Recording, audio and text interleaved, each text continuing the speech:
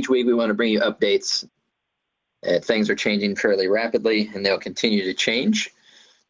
We'll cover the same items: the impact on Amazon, the impact on Amazon vendors, crisis responses and actions to consider, and then finish, as Patrick mentioned, with questions and answers.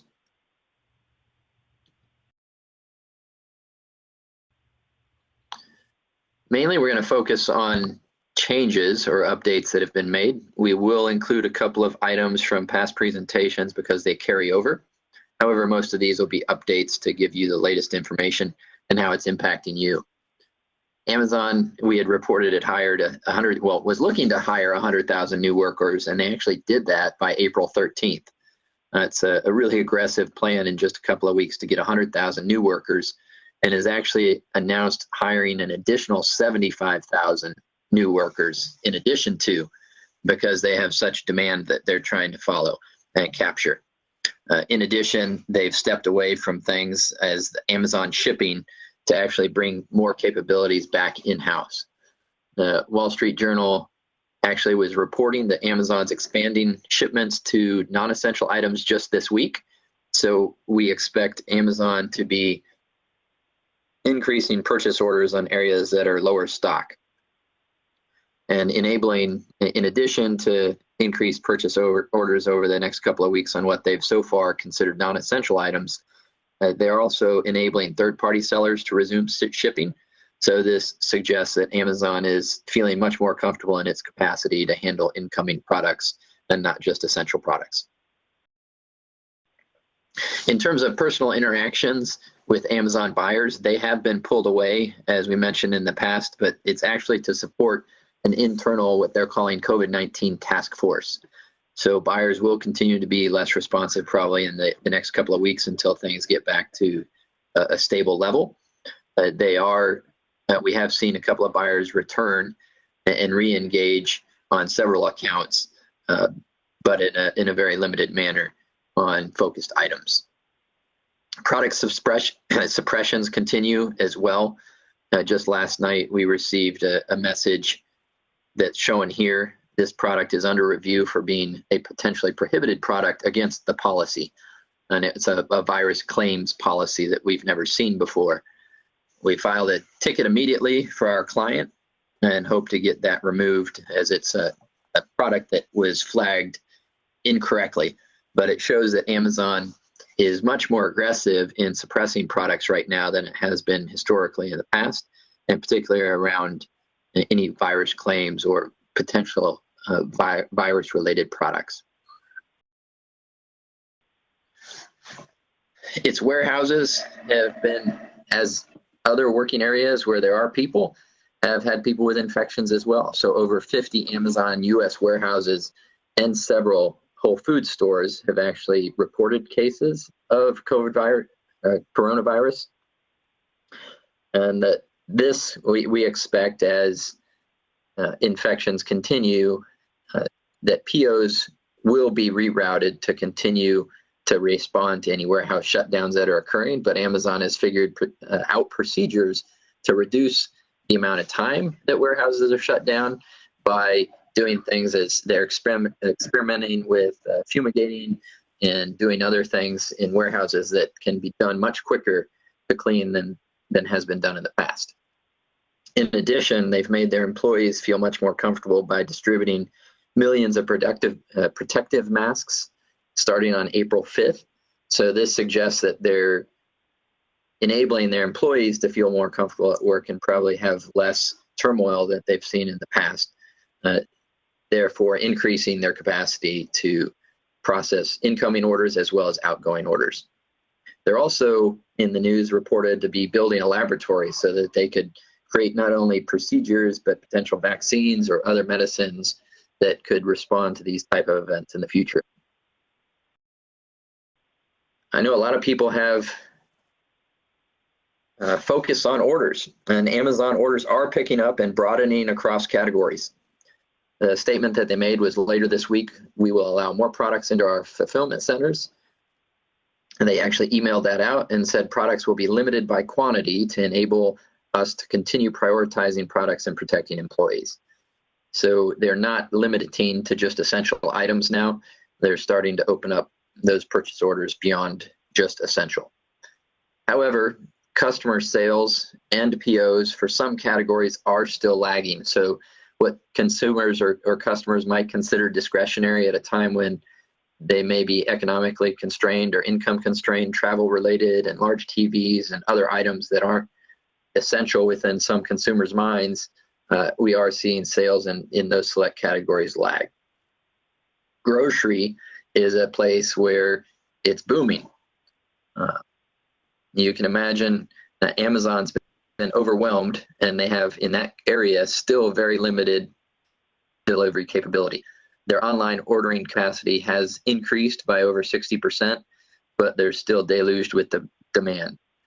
They announced that they expect the combination of restricted capacity due to social distancing and customer demand will continue to make finding available delivery windows challenging for customers. If you are able to do so, we kindly encourage our customers who can shop to shop in person. Interesting statement by an Amazon person, but specifically Amazon Grocery and Whole Foods, because of the environment in which they're in. They are an area that is continuing to add capacity because they've seen such demand that it's still far beyond what they'd ever anticipated. If you're ordering groceries from them, you'll find that you may be put on a wait list. These are some of on this slide, it shows some of the fastest growing categories, as you can imagine. Disposable gloves tops the list at 670% growth from March 2019 to March 2020. As state-directed lockdowns continue and expand, Amazon has seen very high growth in many categories, as you can imagine. Customers are forced to buy online, and these customers that are forced to buy online are expected to buy more online going forward.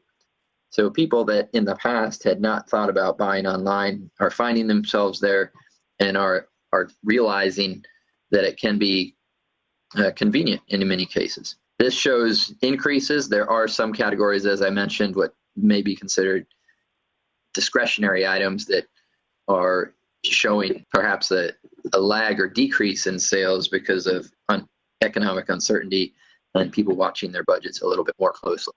A lot of items that you see on this list are around food or items that while you're at home, you want to, you think more about, such as health monitors and fitness equipment. As we mentioned last week, there is a delayed delivery time. However, as you can see on this slide, these delivery times to customers for FDA products are much greater than normal. However, we're starting to see these numbers come down. So it's seeing that the delivery time is getting faster on Amazon tells us that capacity is increasing, and have had customers reporting that products are getting delivered 2 or 3 days before Amazon's ship promise. So more and more indications that Amazon is recovering internally and able to process faster. So we are still seeing a surge in consumer demand every single week. That's driven by more consumers shopping online as lockdowns continue and other states go into lockdown modes. It's also as Amazon's operations are improving. We're seeing a surge within the ship COGS just because we're able to get things out the door this week versus a week in the future, as Al mentioned, as they move up those promised delivery dates. During this time, main thing there is to continue looking at dropship orders. Dropship orders with the surging consumer demands, they're continuing to be higher. With your dropship orders, keep looking at and trying to prevent out of stock, so keep having inventory there loaded whenever possible. If you're doing dropship, if you're not doing dropship, again, we would highly suggest or encourage you to set that up. Dropshipping will continue to eliminate bumps in your forecast if you've got it enabled. If you don't have dropship, expect to try and invest heavily in the Born to Run once that comes available again. If you're using dropship, consider this a great opportunity to log your consumer data as that comes across. As you see those orders, that gives you an idea of who exactly is buying your products and where they're buying them at. And then again, you want to maintain this as long as possible. Right now, we would say to at least, if you're not planning on doing dropship in the future after this pandemic ends, expect to at least be doing it until the end of May. That's what we're seeing right now. We expect at the end of May for Amazon orders to start to stabilize a little bit more based upon what we're hearing. As Al mentioned, POs have resumed, but they are lighter on non-essential products. We're seeing where the consumer sales, again, are higher than Amazon's purchase orders on those non-essential products. That's normally not the case, and that just shows how operationally limited Amazon is at this point in time. Those POs should continue to tick up, though, as Amazon ramps their workforce. And again, Born to Run continues to be suspended. Right now, we're not expecting them to come back up until after May, so probably in the June timeframe right now if everything goes as well as it's been going. One key thing to note here is chargebacks are still waived. They're only waived until May 1st, so even though it might go into May, they may extend that. Just keep planning on that May 1st date and make sure that you're shipping everything within the month of April anyway. If anything's going to get pushed out to May, then start resuming normal operations when confirming POs. Make sure that you're shipping on time and make sure that you're not down confirming everything.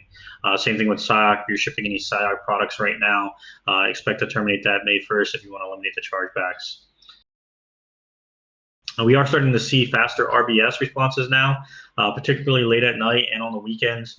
RBS is currently working from home, but as Al mentioned, Amazon's been expanding their workforce, and that continues with RBS as well as they're getting more cases right now, and as RBS is getting the backlog down on those previous cases. We're still continuing to see catalog issues, so things that we're still noticing, incorrect weights, titles, missing costs, those are still randomly appearing, so make sure you're continually checking that. With the retail teams and RBS, they're still being tasked with supporting COVID-19 projects in general. And then we're also still seeing increased off-cycle POs. So one thing that we're noticing is manual ISM orders. So you'll have your normal orders that go out normally Sunday night. We're seeing some manual ISM orders that are happening early Monday morning, late into the evening, and then even on other days such as Tuesday and Wednesday where you're not normally getting orders to begin with. So keep an eye out for them. Again, as of right now, it's not a problem if you're confirming those late. Just make sure you're confirming them within 7 days. Same thing with the ship delivery windows, still seeing extended ship and delivery windows there. It doesn't necessarily matter right now if you're shipping outside those windows, but after the May 1st, you'll want to be paying attention to those. Same thing with the future ship delivery windows. For those orders, you actually do want to ship within that time frame. Often to the feature, you don't want to be shipping that beforehand. You don't want to be shipping that later than that. So far, what we're seeing them all the way out to the end of May. We haven't seen anything in the June yet that at least is pandemic related. Forecasting continues to be extremely important. The current forecast that I'm seeing and that Amazon's seeing as well is that they're estimating the impact of the virus to continue until the end of May. At the end of this month, we'll want to look at that, or you'll want to look at that again as well and see if it needs to be updated into the month of June. But currently right now, it's expecting that this demand is going to continue until then. Make sure that you are monitoring your consumer sales, though, because those will drive your POs. We're also seeing in some categories, as Al has mentioned, the demand isn't always there on some of those. We're seeing in some categories that would be considered essential, but we're seeing on the consumer sales, some of that is actually, some of the POs are much higher than the consumer demand.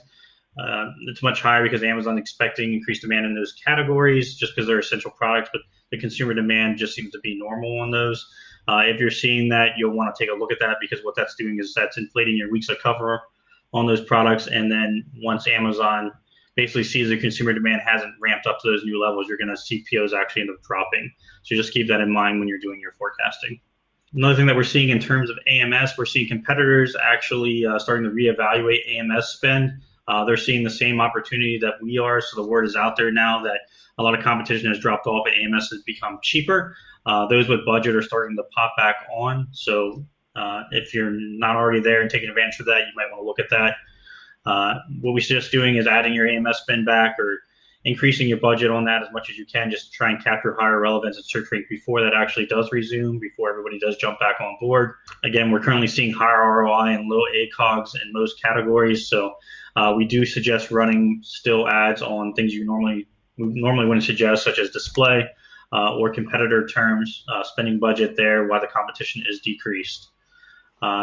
Same thing there, just as a reminder, in terms of dropship, if you don't have that capabilities, make sure you're keeping an eye out on your weeks of cover, because once your inventory does run out or if it starts to run low, you don't want to be spending money on that because you will just be spending money towards repeat sales. So again, same thing that still applies, only run ads on products that you've got in stock. In terms of marketing, so Prime Day is delayed. There's been no specific date announcement yet. What we're hearing, though, internally from Amazon is it's expected to be pushed out until August some time frame. April and May category events are still being postponed and canceled. So if you did spend money for any of those events or anything planned, again, try and get that money paid back from Amazon or shift it to another event in the future. Vine has also been suspended recently. In terms of promotions, so make sure you do have promotions planned and ready to enter. If you have promotions already entered in there, they're still in the system. They will go live once Amazon resumes everything. We saw the ones for April actually go live for a couple of days, and then Amazon decided to take that down again. We would expect something similar to occur within May. Amazon might decide to let that start running again if things look like they're going back to normal. If you don't have your promotions in for May, try and get them in as soon as possible once it goes back in live. Again, as of right now, we're expecting Amazon to reevaluate promotions at the end of this month, decide if May they'll let them resume, and if they don't, then we would expect it wouldn't occur until June. Amazon continues to combat price gouging, and they're shutting down ASINs that seem to have higher than normal pricing or getting complaints from consumers. We're seeing that just in the increased activity of suspensions for the virus. Something interesting to note is business consumers actually still have access to the deals page. So we mentioned in the past that the deals page, which you can see down there at the bottom, circled in red, where it says today's deals, that is removed on the normal Amazon gateway page for regular consumers. Business consumers actually still have access to that. So if you have a business account, you can access deals. And there actually are some deals in some categories that are still running that Amazon has let there. So if you do have a business presence anyway, that's one thing you might want to take advantage of anyway if you want to run deals there. Same thing with self-service promotions too. So again, they've all been halted. The only ones that are still running is price discounts and promo codes. We've actually seen some pretty good results with the price discounts if you're trying to match other sources or just trying to give consumers a little bit of a reason to buy your products over competitors. So you may want to consider using those since everything is shut down. There's still a lot of uncertainty with so many changes happening with Amazon and in each of our daily lives, whether it's stay at home or how our work is operating to process products, process orders, and limitations that we have there. It's great to be able to bring you these changes in each one of these areas. We'll stay on top of here at Navazon, around the clock, stay on top of all the changes that we see in terms of its impact on Amazon, its impact on our clients, and impact on the future of business here with Amazon. What we have seen is that more customers than ever in this situation are buying on Amazon. People that were previously reluctant or had limited purchases on Amazon are now at home and much more comfortable buying on Amazon. And in fact, Amazon was the only retailer among the e-commerce companies covered by Wall Street firm Jefferies in which consumers are spending more since the coronavirus. So it's really important that we're staying on top of this for you, and we recognize that, and we'll continue to bring you updates in between each of our weekly meetings so that we ensure that we're bringing all of the applicable items to bear in discussing those on an individual basis through our account managers and with you. We appreciate your business. And as you mentioned, it's a time when consumers are spending more time online and becoming more comfortable with it. So we appreciate your focus on it and think that it's really important for business moving forward. Now, thank you everybody for joining us today.